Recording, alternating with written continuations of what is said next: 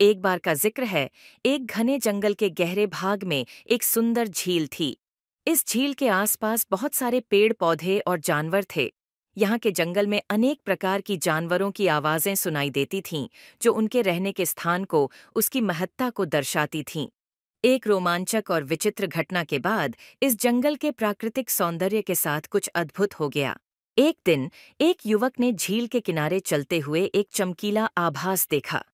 वह उत्साहित होकर उस दिशा में चला गया, लेकिन वहां पहुंचकर उसने कुछ भी नहीं देखा।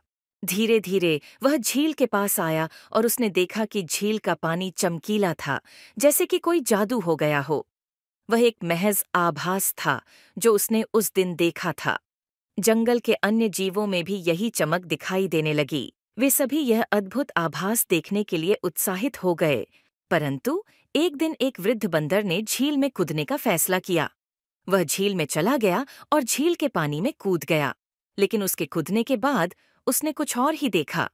झील का पानी अब काला हो गया था और उसमें चमक नहीं थी।